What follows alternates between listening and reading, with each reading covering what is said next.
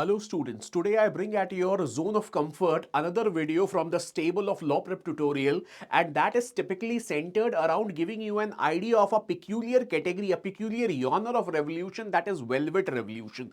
आप लोगों ने revolution तो बहुत बार सुना होगा, क्रांति का मतलब बहुत बार सुना होगा, क्रांति क्रांति बहुत बार आप लोगों ने बहुत सारे chronicles, periodicals, newspapers, news dailies, history books, NCERTs में पढ़ा होगा. But what is the basic difference between, what is that fundamental difference between a revolution and a velvet revolution? आज जिस revolution की हम बात कर रहे हैं, that is a unique genre in its own kind. It holds a place of the town. It has a vantage point. It has an advantage. It inherently carries a coin of vantage in its very formation, in its very construction. That is velvet revolution. अब यहां पे normally जब भी हम revolution की बात करते हैं तो what does revolution typically involve? revolution के अंदर क्या क्या होता है? revolution में नंबर 1 सबसे पहली चीज होती है confrontation. Confrontation between incumbency and the laity. incumbency and the laity. incumbency यानी कि राज पे, शासन पे, सत्तारूढ़, और laity आवाम. नंबर 2, रिप्रेशन, दमन. जब तक कि कोई रेजीम दमनकारी नहीं हो जाएगी, जब तक कि कोई रेजीम पावर ड्रंक नहीं हो जाएगी, ग्रैंडियोर ड्रंक नहीं हो जाएगी, हाई हैंडेड नहीं हो जाएगी, कहीं से भी ब्रूटल नहीं हो जाएगी, टिपिकली टोटलिटेरियन नहीं हो जाएगी, तब तक उसका कभी भी अपरूटमेंट नहीं होगा, तब तक उसका कभी भी आप एक तरीके से कह सकते हैं डिस्प्लेसमेंट नहीं होगा, तब तक वो कभी भी आउट ऑफ कॉन्टेक्स्ट नहीं जाएगी, तब तक वो कभी भी आउट ऑफ रिलेवेंस नहीं जाएगी. तो रिप्रेशन ये दूसरा पॉइंट है जो हर रेवोल्यूशन का एक हिस्सा होता है. रेवोल्यूशन की उत्पत्ति के पीछे हमेशा जिम्मेदार रहता है रिप्रेशन. रिप्रेशन का मतलब दमन, सरकारी कोएर्शन, जो आम जनता का, आम आदमी का होता है, दमन होता है, जिसके बाद आम आदमी विद्रोह पे उतर आता है. That is repression. And number 3, सबसे इंपॉर्टेंट, ब्लड शेड. जान जाती भी है, गोलियां भी चलती हैं, बम भी फेंके जाते हैं, सब कुछ होता है, क्रॉस फायरिंग होती है, एक्सचेंज ऑफ फायर होता है, एक्सचेंज ऑफ बेयोनेट चार्जेस होते हैं, and finally there is a heavy cost in terms of life and public property incurred in bringing down the edifice of a toxic regime. तो ये इतना कुछ बड़े आराम से हमारे रेवोल्यूशन के अंदर आ जाता. क्रांति का मतलब ही है कि सैक्रिफाइस होगा, संघर्ष होगा, जान जाएगी, and to a very minimal extent that shall involve a huge degree of compromise, sacrifice, and a sense of devotion towards the cause on the part of the majority, especially the laity, that is putting its wherewithal, that it's putting its essential all into the act of bringing about a paradigm shift in the very mode of governance with which a particular nation or a particular state has identified itself for over a specified period of time, that is significant in itself to make the matters worse for the entire laity, for the entire section of populace that has been grappling with that toxic environment of corruption that has to be dealt with, or that has to be shunned out forever. So considering that ये जो हमारा velvet revolution है, ये खुद में it's a class apart. Class apart क्यों है? इसका नाम है वेलवेट. हमने कई टाइप के रेवोल्यूशन पढ़े हैं. हमने अरब स्प्रिंग पढ़ा है, हमने ऑरेंज रेवोल्यूशन पढ़ा है, हमने रोज रेवोल्यूशन पढ़ा है, कई सारे टाइप के रेवोल्यूशन पढ़े हैं इंटरनेशनल हिस्ट्री में. लेकिन ये रेवोल्यूशन वेलवेट क्यों कहलाता है? वेलवेट का मतलब होता है मखमली. मखमली revolution because this technically involved a transition, because it technically involved a transition of a communist-led government technically involved a transition of a communist-led government that had an incumbency of 41 years under Milos Jakes to a market-determined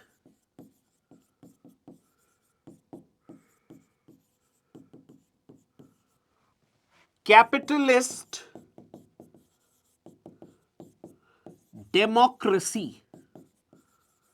और ये जो पूरा process था ये एक बहुत ही peaceful blood free transition के form में हो गया था। किसी की जान नहीं गई थी, किसी का कुछ नहीं गया था, बस थोड़े से आंदोलन हुए थे, थोड़ा सा अनुग्रह हुआ था, थोड़ा सा आप एक तरीके से कह सकते हैं आपस में एक एक्सचेंज ऑफ, एक negotiatory phase of claims and counter claims हुआ था। And once done with this major process of expression of discontent over the current state of affairs, it was more than enough to bring a government as old as 41 years in power down, and the very structure, the very hierarchical pattern of the Communist Party of Czechoslovakia to cede its authority to a representative body of volunteers who were rallying for the transition of the Czechoslovakian government from a communist-led totalitarian form of government to a representative democracy। अब ये जो velvet revolution था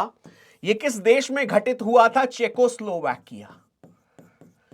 Czechoslovakia was once under the ring of Warsaw Pact nations. And with the collapse of the Warsaw Pact, there was a growing awareness, there was a growing consciousness among the leftover residuary cluster of communist-led regimes that their time is long, their time has long been numbered, and there isn't much left to hold on to, and the days of communist regime are already numbered, and there isn't much that they can look forward to in terms of maintaining their hold on. And now it's time, it's rather politic, it's rather expedient to hand over the reins of power to those who are creating a fuss, who are creating a rallying cry around them. So moving ahead, अब जरा हम लोग थोड़ा सा आगे चलेंगे. We have our first slide that states The Velvet Revolution was a non-violent। सबसे अच्छी चीज इसमें क्या है, ध्यान से देखिए, जब भी हम ट्रांजिशन की बात करते हैं ये एक नॉन वायलेंट ट्रांजिशन था जिसमें एक गोली तो छोड़ी, आई डोंट थिंक किसी ने एक दूसरे को थप्पड़ भी मारा होगा, ठीक है। Non violent transition of power in what was then Czechoslovakia. अब मैं आपको एक चीज बता दूं, चेकोस्लोवाकिया के दो टुकड़े हो चुके हैं, ठीक है। चेकोस्लोवाकिया के दो टुकड़े हो चुके हैं, एक बन गया है चेक रिपब्लिक और दूसरा बन गया है स्लोवाकिया।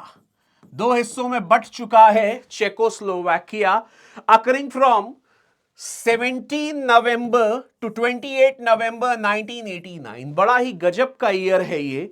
इस ईयर में दुनिया के सारे बड़े बड़े इवेंट्स हुए हैं। सोवियत यूनियन टूट गया था, जर्मन वॉल टूट गई थी, और यहां पे हमारा ये प्यारा सा देश चेकोस्लोवाकिया, इसमें कम्युनिस्ट डेज नंबर्ड हो गए थे। कम्युनिस्ट डेज, कम्युनिस्ट पावर का जो फाइनल बेस्टियन था, that was crumbled, and the sunshine of capitalist democratic system finally dawned on the populace of this nation, and this too was co-opted into the system of modern democratic framework to which the world currently sees as the ideal framework of governance in the scenario, in the scheme of things we are heading towards. So moving ahead, अगला देखिए, Popular demonstrations against the one-party government of the Communist Party of Czechoslovakia।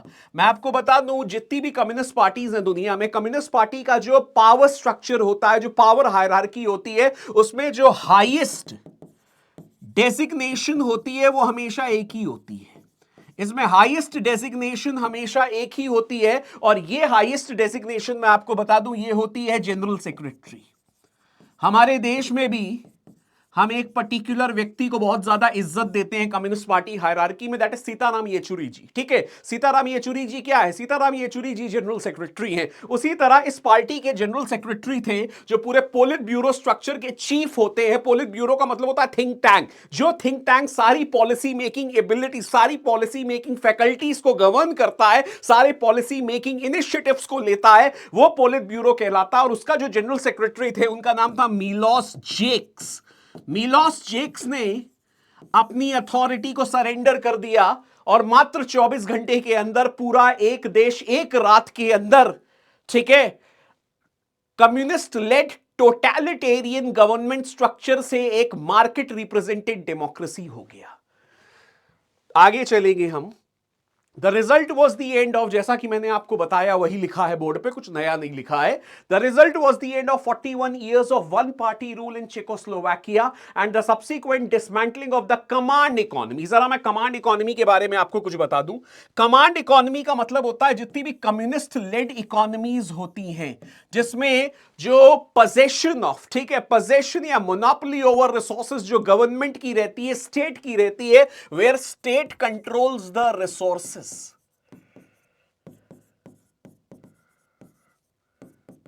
इसको हम command economy बोलते हैं, या आप कह सकते हैं कम्युनिस्ट इकोनॉमी बोलते हैं। And conversion to a parliamentary republic, जैसा कि मैंने आपको बताया मात्र 24 घंटे। यहां पे मैं एक पॉइंट और लिखे दे रहा हूं, that is what 24 hours।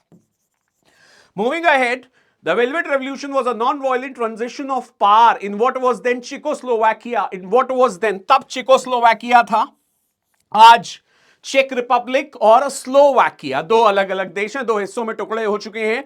Time मैंने पहले ही बता दिया, 17 नवंबर टू 28 नवंबर 1989।